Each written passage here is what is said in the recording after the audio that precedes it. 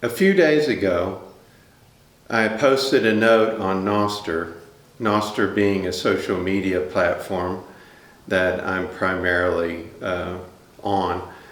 And I wanted to get questions for me to be able to answer from various people. And I really got a good response, and some really good questions came across, and wanted to sit down and answer them. So let's get started. Pucka on Nostr asked, he wanted to know what woodworking tools for beginners, furniture repair, or refinishing. That's kind of a broad question. I'm not sure if it's hand woodworking tools or power woodworking tools, but I'll kind of give you my thoughts on each one of them. For beginners, hand tool wise, a good saw, like not like the hand saws that you normally see, but a smaller, sharper saw, more like maybe the Japanese saws out there, or a dovetail saw, about a foot long or so, is a good thing to have as a beginner woodworker tool, because you always need, even if you have hand tools, you always need a hand saw to finish things out with. And I always look for one that has a fairly thin blade,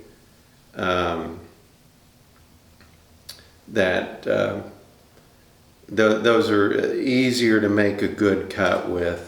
So I would first start out with a good hand saw, some good clamps, like I think the Jorgensen clamps, parallel clamps is what I'm talking about.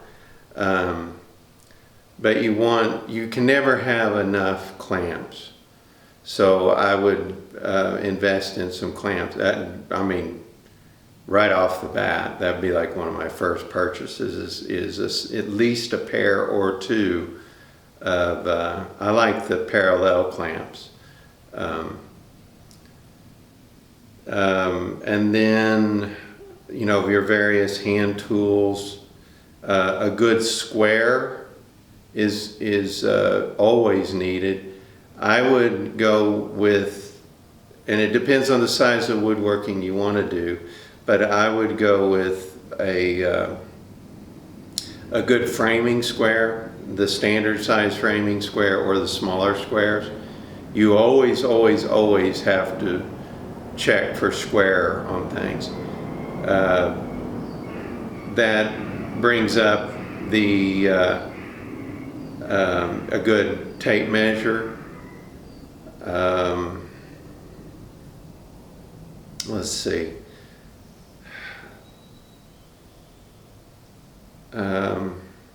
A good set of chisels would be good for hand tools, and be able to sharpen them, because they're worthless if they're not sharp. A plane and stuff like that, when I started out, and I got a plane, but I never really used it much, probably because I never did really know how to sharpen it. So, but I think my lawnmower just hit the side of the deal. Let's see.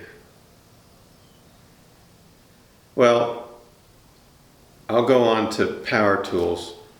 Beginning power tools, table saw is like your number one thing to get, and I would spend as much as you can on a table saw. up to a certain point. Um, a benchtop saw is good. You can only do so much with it. A good cabinet maker's saw or a good contractor's saw is good to have. That's kind of I would say the minimum table saw I would get. Up into a cabinet maker saw, but I wouldn't get like the fanciest saw out there because you really don't need it if you're just a hobbyist woodworker. The people that need those high-end cabinet saws are cabinet shops that do a lot of work. They're running a lot of, they're cutting a lot of lumber and not really needed. Mine is a kind of a hybrid between a contractor saw and a cabinet maker saw, and it's done me fine for 25 years or so. A while. I've had it for a while. It's a jet, but they don't make it anymore. So table saw is one thing. That's like that's like the crown jewel of power tools. That's the one thing everything revolves around. A good router. I think I still like Porter cable. I have a very, very old Porter cable when they were, their reputation was a little bit better. They have a lot of accessories. I don't really think you need like the big one. You just like the smaller Porter cable router is good. It's always good to have a little router, like a little laminate router. In fact, sometimes those are I use those the most. A jigsaw, a good sander, orbital sander is a must. And I have a Bosch right now that I just bought. And it's, I really like it. It's a good, I haven't owned much Bosch, but I really like this one. And I think that I'll probably end up buying more Bosch in the future. For furniture repair, that's kind of getting into a little bit different realm. You really need your chisels. I don't know what kind of furniture you're repairing, but chisels, a good set of sharp, flat chisels, and know how to sharpen them, unlike me. I've gotten this far without knowing how to really sharpen things. There is they used to sell, I don't know if they still do, but they have leather wheels that go on grinders, and they're stropping wheels. And so you put them on the grinder and you can get your chisels razor sharp with that leather wheel that goes around, and it sits there and strops it and puts a razor edge on it. That's the most success I've had sharpening chisels. So it's a skill that I need to work on.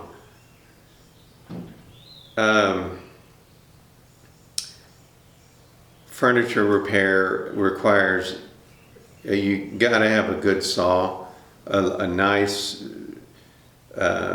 small, very sharp, thin bladed saw to get in, because you'll have to recut things sometimes, and there's just no way to do it without a real sharp, like razor saw type thing. Refinishing,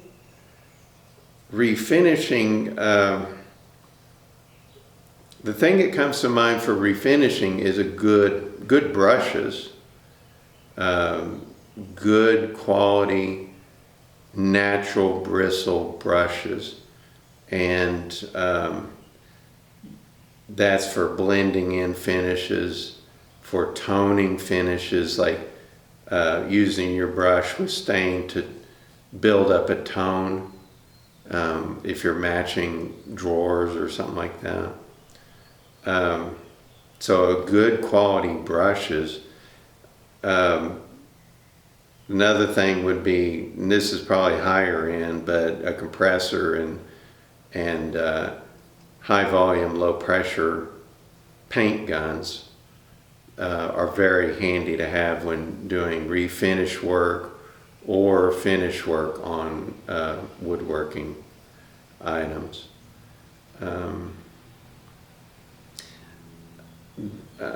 That's about what I can say about that without knowing exactly what you're going for. If you have any further questions, just contact me on Noster, and I'll be happy to answer them. The next question comes from Joshua, and he asks the best way to go about soldering or brazing dissimilar metals, specifically with large contact areas. I haven't done too much soldering and brazing. I did a lot when I was younger in my dad's shop. The thing about brazing and soldering, first off, is clean. No oxides on what you're trying to solder together. So you want to, wire brush or sand off any kind of oxides or mill residue off of your steel or what have you. Dissimilar metals in brazing and probably soldering, the thing to look for is a flux that is compatible with both metals. The flux is what causes, when you're heating the metal, the flux is what keeps the surface from oxidizing. So, and if that surface oxidizes, the solder or braze won't stick. So after clean metal, the next thing is using the right kind of flux and being very generous with it, because that's what keeps your surface from oxidizing. The large contact area, heat is the next thing that you need to worry about with brazing and soldering. You have to keep the surface at the proper temperature to be able to get the solder or the brazing material to flow.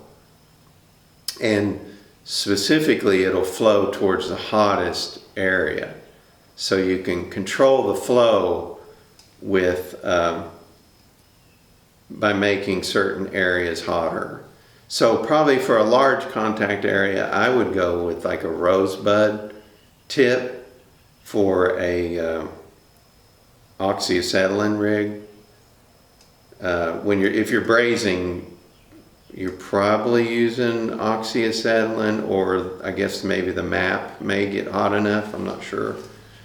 But use a good wide tip, because you want even distribution of that heat to be able to to not burn off the flux and to flow that metal as fast as possible. So those are my thoughts on soldering and brazing. So thank you very much for the questions from Pucka and Joshua. CJ54 asks, what methods or systems do you use to keep your shop clean and organized? Well, as you can tell, my shop is still being built, so I'm doing the best I can to keep everything somewhat sort of organized. And I don't know exactly what I'll do for organization. I've typically just went with like um, metal cabinets, metal shelving. I'll store things in, the plastic bins, clear plastic bins, so I know what's in them. Because I not only do I do a lot of woodworking, but I also do a lot of other projects that require metalworking, electronics, stuff like that. So my thoughts on it is, the one thing I do to keep my shop clean is I've had a dust collector for years, and a dust collector is essential for a wood shop to keep clean. And you don't need much. Mine is just an 1100 CFM dust collector from Jet. Pretty basic, and it's done the trick. I've ran molding through it, and it's cleaned up after running molding through my planer molder, table saw, and it's done just fine. I've plumbed it in some shops. In some shops I haven't plumbed it in. It just depends on your shop. And then the other thing I think of is use the system that you will keep up with in your day-to-day cleaning and all that. Meaning, if you see some of the things on YouTube from people, the real everything hanging real nice and on cleats and stuff like that, and you're not the type that's going to use that and keep it up, then don't use it. Use the type of organization that you can keep up day to day. I've always been in more of a production shop, so I don't like cleats and specific places for certain things. I'll put all my power tools in one cabinet. I'll put all my chemicals in another cabinet. And that's just what I keep. I'm probably not the cleanest shop, but just use a system that you know where things are at and you can keep up with it. So I hope that helps, and thank you for your question, CJ54. The next question is from Samuel Adams. He asks about home heat treating and the best garage CNC mill. The heat treating one, that's something I've thought about, because I would like to get into heat treat. There's 2 or 3 thoughts on heat treating for me. There's a basic heat treat that you can just go by the color of the metal. You heat up the metal to a certain, cherry red or, orange or whatever, and that corresponds to a certain temperature because of what's called black body radiation. So that's pretty consistent. If you can get to where you can match the color to the right temperature, then that's all you need, because you need to heat it up to a certain, like a steel, like an oil temper steel, you'll heat it up to a certain, like, I guess cherry red or probably a little hot, orange, and then you'll quench it in a bath of oil, motor oil. I mean, it's nothing special. So you got that kind of heat treat where you can do it with oxyacetylene. I'm not sure like a propane torch would get hot enough, but you need like an oxyacetylene rig with a rosebud tip, and to be able to get it a consistent heat. And I've done annealing that away, which is kind of the opposite. Well, it's a heat treat, but it's not hardening, it's softening the metal. And I've done that by color. there was some things that I needed to mill in the past, mill threads in, but it was case hardened, so I needed to knock that case hardening off. And the best way to do it was to heat it up with an oxyacetylene torch, and it was specifically to cherry red, and then let it cool off from there. My next thought was something that I wanted to build several years ago when I had a previous shop, is an electric heat treat oven. And you can do those with fire bricks and a wire that, I forgot what it's called. I think it has nickel in it. But it's a wire that's meant for ovens and kilns. You can buy it by the spool. You coil it yourself. You have to do a length calculation to be able to get the right wattage, because you'll need to figure out how much wattage of this little, you're just going to make a little oven out of fire bricks and then inlay this electrical coil heater in the sides of it. And you can, knife makers will have these little ovens. They're just little bitty pockets, and then you slide the metal into it. Those probably wouldn't be that hard to build, and there's probably plenty of plans or what have you online or YouTube to be able to show you how to do it. But that's one thing I would like to do, is a little electric, just a little, it doesn't have to be terribly big, a little electric heat treat oven.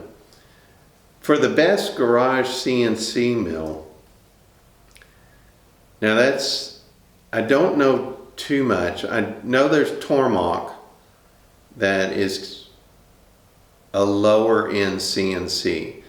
The thing about the CNC, if you have it in the garage, is going to be your electrical supply, whatever your home has. You need to make sure that CNC mill is compatible with the electric that you have. If you get too big, I don't know if you're actually talking about a metal mill or a wood mill. This applies more to metal mills than probably the wood router mills. I'm sure the wood router mills, they don't have the electrical requirements that the metal mills would. If you have a metal mill, make sure it can meet the electrical requirements that your home has, which is going to be probably topping out at 220, 240 volts, and then so many amps. Wood mills, I don't know too much about, so I really can't recommend like a best. Now, for a metal mill,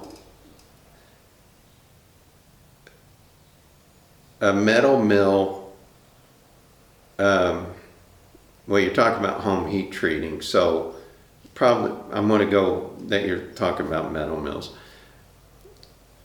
Another route for a metal mill is to convert a manual mill over to CNC. Sounds difficult, but it is a project that I would say most fairly handy people can take on, and I've done it. My earliest videos on my channel on YouTube are videos of the mill that I converted. It was a Grizzly mill. That's a very popular mill. It's a little bench top mill.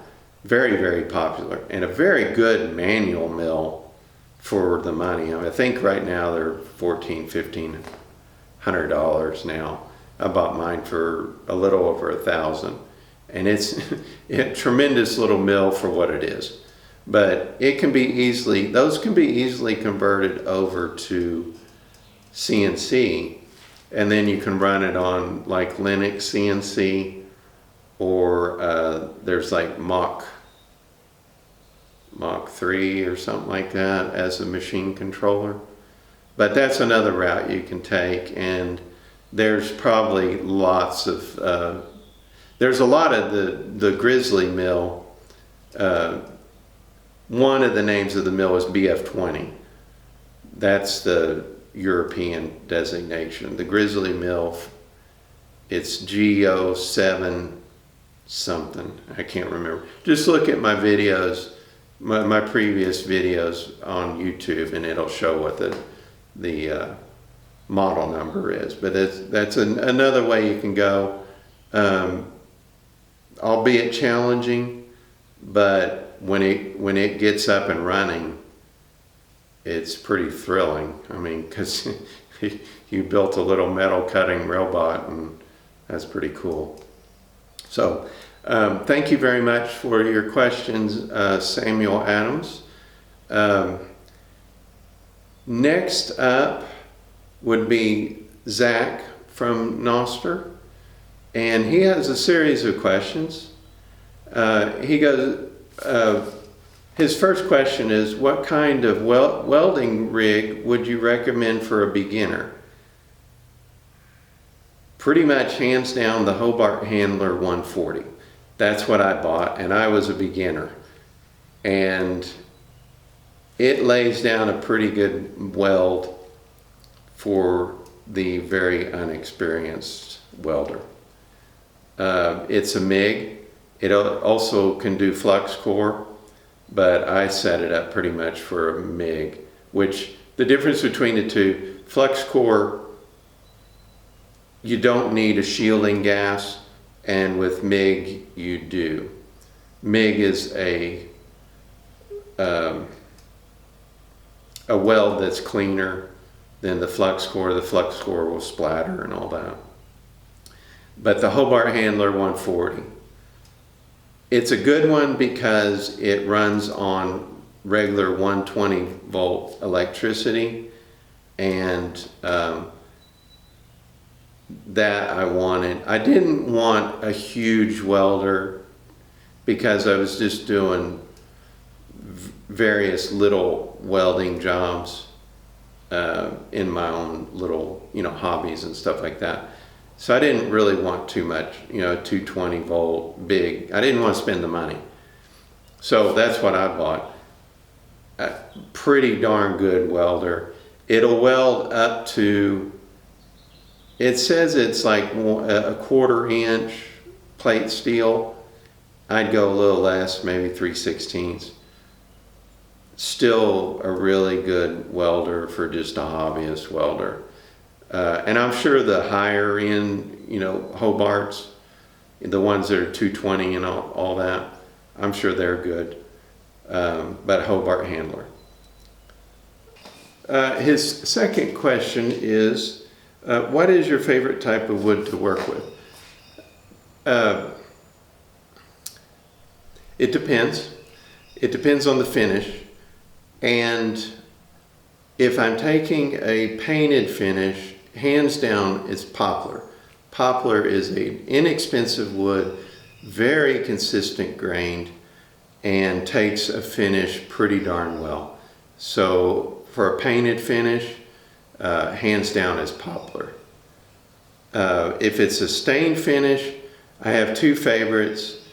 One is white oak, and the second is pecan. White oak, I just, something about it I like. I don't know what it is. Now, I do not like the splinters from it. The splinters are particularly nasty on white oak.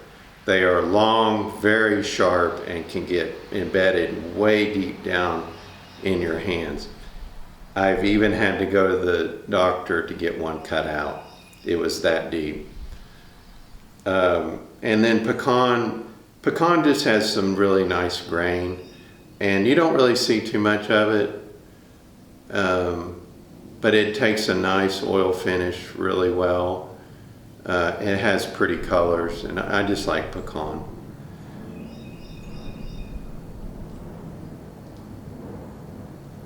And then his third question is, how do you brainstorm for your project? Sketches, CAD, or a combo?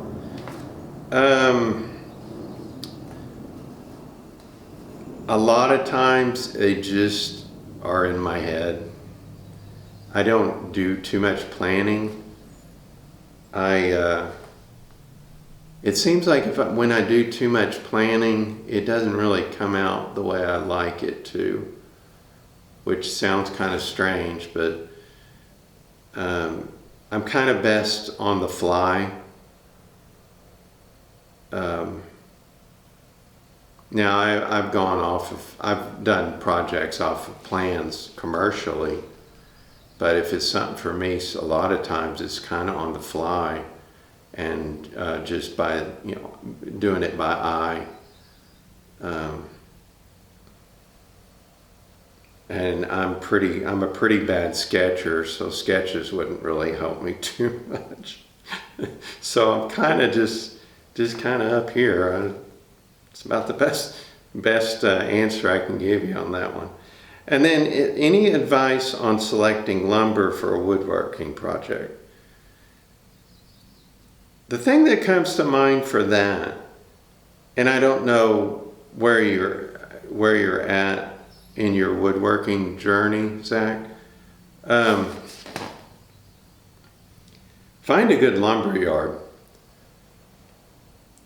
and then have them mill the lumber to the state that you need it to. Like if I go and I have a lumber yard that I work with, very good in Oklahoma City, and I'll order the wood that I need, and I'll have it a lot of times straight lined and planed. So they'll skip plane it on both sides just to get it flat and workable with my shop. I don't have a tremendously big planer or anything that can handle, really rough lumber, and I don't want to deal with it. So I'll have it straight lined and planed, and then the straight line, they'll just cut one side straight, and that's it. So that's what comes to mind as far as selecting lumber for a woodworking project. And then it just depends on the project. Whether it requires, solid lumber or a good good veneer plywood. But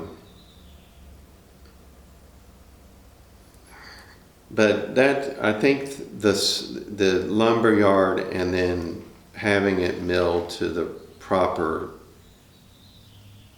state, because I've seen too many people, they go to Lowe's or something like that, and they buy the wood that's off the rack. They have oak and stuff and poplar, but it is perfectly planed and perfectly straight lined and all that, and they're spending way too much money. So find a good lumber yard, get to know them. And then a lot of times, there used to be a lumber yard here years back that they would have offcuts, and they would have you put your name on a list for those offcuts, and they would call you, and it would be, I think it was $50 for a half truckload bed full of white oak, red oak, poplar, maple offcuts. And man, that was a good way to get a lot of usable lumber for real cheap. I don't know if every lumber yard does that. I didn't even ask the one I work with if they do that.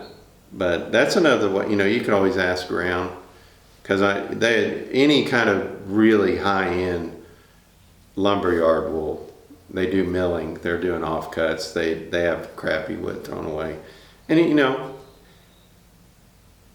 some projects, a not so decent looking wood looks good on, and other projects it looks terrible on. So it just depends. And then also moisture content, which I haven't really gone into. If I get back into furniture, I'll probably pay more attention to it. because if you get too wet of lumber, it'll crawl and warp on you, and that's really not good, especially when you spend so much time on it. So thank you very much for your questions, Zach. I hope that that answers them. And then last is Adam Eastlack, and he asked, pros and cons for various finishing oils and lacquers for wood furniture. This is a good question, and I've thought about it quite a bit over the weekend. There's some things that come to my mind that I don't really hear many people talk about. And you mentioned lacquers and finishing oils, so that's the contrast that I'm talking about. It depends on your furniture. It depends on the look that you want. It also depends on the durability that you want. If you want something utilitarian, you know, just a basic dining room tabletop, then, you know, you can use like a polyurethane.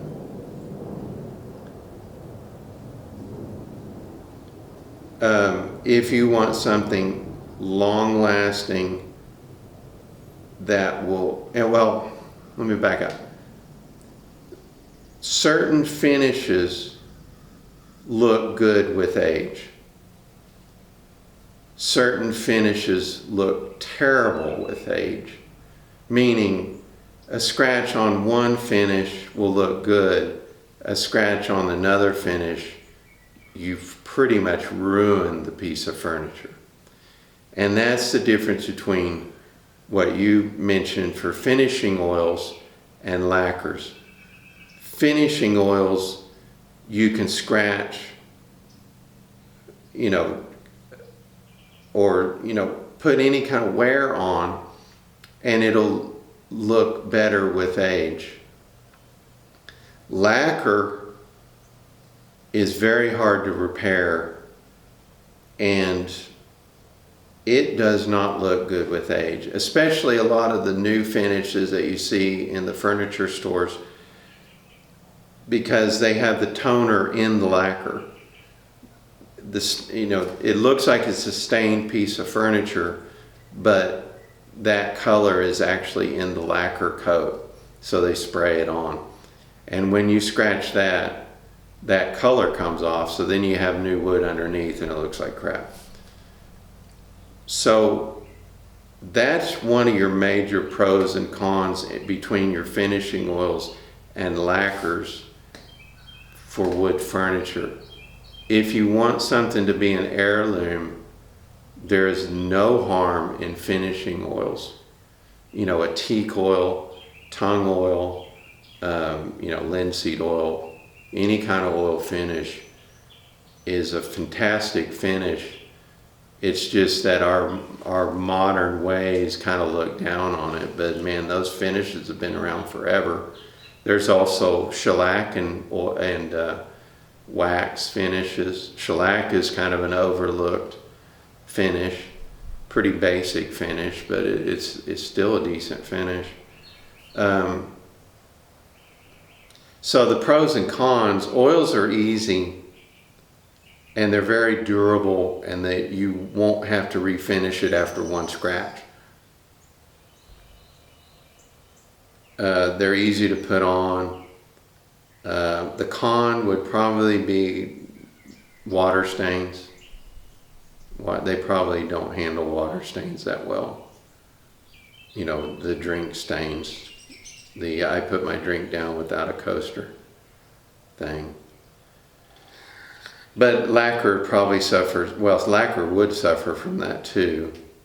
Lacquer's not very durable. A pro for lacquer is it's can be a fast finish. You know, you spray it down or you brush it down, and within 30-45 minutes it's dry and it's ready to go.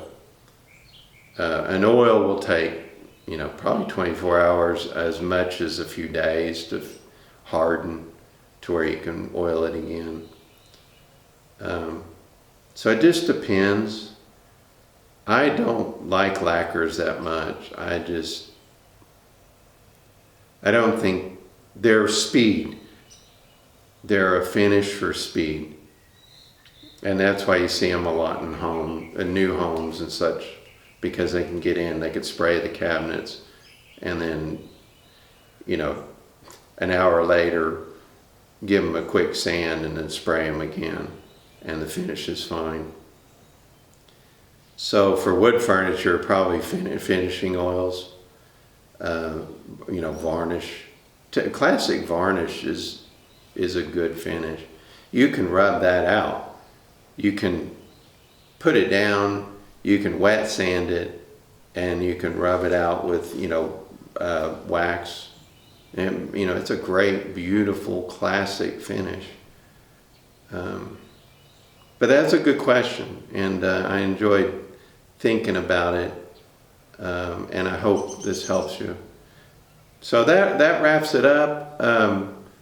This is my first Noster Q&A, and it's been a lot of fun, and I got a lot of great responses back, and very, very thankful for your responses. And a lot of these I can probably go and expound on a lot more and may in the future.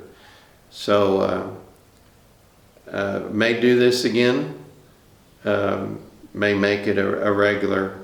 It's been a lot of fun. So I hope this helps you, and I hope you have a good woodworking, metalworking day. Cheers.